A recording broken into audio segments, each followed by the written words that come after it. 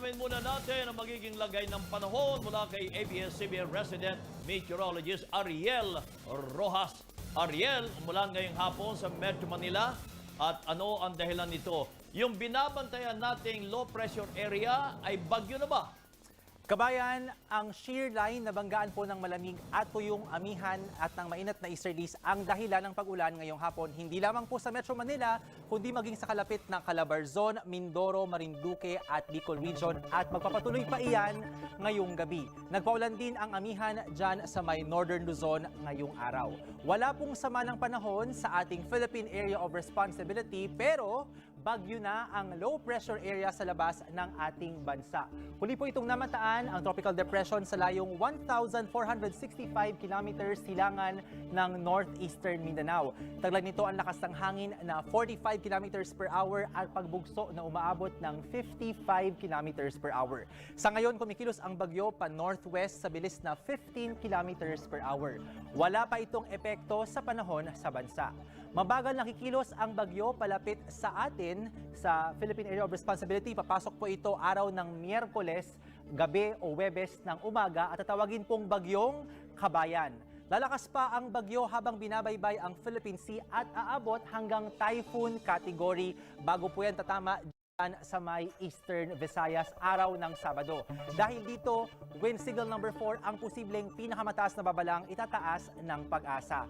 Pero magbabago pa ang forecast sa pagkilos at sa magiging lakas nito, kaya po manatiling nakaantabay sa updates ukol sa bagyong ito para makapagplano at makapaghanda.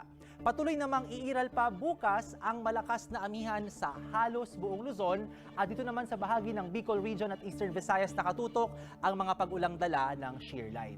Sa rainfall forecast ng The Weather Company para bukas sa Mindanao, maaraw po at mainit sa umaga at may kaunting ulan naman bandang tanghali dito sa may bahagi ng Zamboanga City at Basilan. Mababa naman ang tsansa ng ulan sa ibang bahagi pa ng Mindanao hanggang pagsapit ng gabi. Sa Visayas, malalakas po ang ulan sa may Eastern Visayas at maging dito sa Panay Island sa umaga at maulan din sa may Northern Cebu at Northern Negros. Dala po yan ng shear line. Mawawala ng mga pag-ulan sa may Eastern Visayas sa tanghali pero maulan pa sa may Negros at dyan sa Panay. At may mga pag-ulan pa sa ilang bahagi pa ng Kabisayaan, mga pulo-pulo lamang yan bandang hapon at gabi. Sa Palawan, sa hilagang bahagi may ulan bandang umaga at sa southern and central parts naman ng Palawan may ulan sa hapon pero wala lang ulan pagsapit ng gabi. Sa Luzon, magpapaulan naman ang amihan sa may Eastern Cordillera at maging sa Cagayan Valley at Aurora sa umaga at ang shear line naman ang makakaapekto sa may Sorsogon, sa Masbate at dyan sa Oriental Mindoro. Sa tanghali, mas maulan pa sa ilang bahagi ng Bicol Region at uulan na rin sa Calabarzon.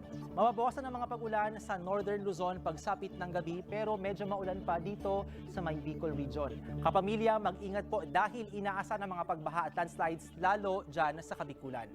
Tayo naman sa Metro Manila, posibleng magsimula ang mga pag-ulan bago magtanghali. Kalat-kalat po yan, hindi naman tuloy-tuloy hanggang hapon, kaya huwag kalimutang magbaon ng payong o kapote. Mababa na ang tsansa ng ulan hanggang pagsapit ng gabi. At yan po ang update sa lagay ng panahon. Ako po si Ariel Rojas. Ingat kapamilya!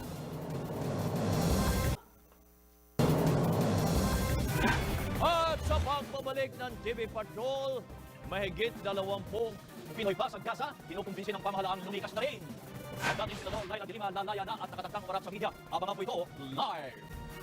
Nagbabaga mga balita sa pagbabalik ng TV Patrol.